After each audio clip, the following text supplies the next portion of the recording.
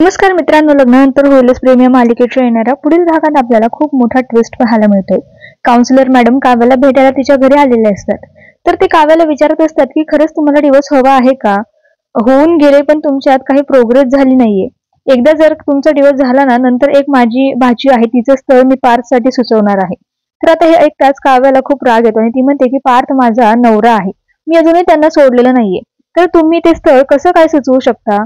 ते दुसरीकडे पार्थ आणि अनिशा सोबत पार्थ जे आहे ते पार्थ सोबत अनिशा फ्लर्ट करत असते. तेव्हा काव्या म्हणते की काय चाललंय तुमचं?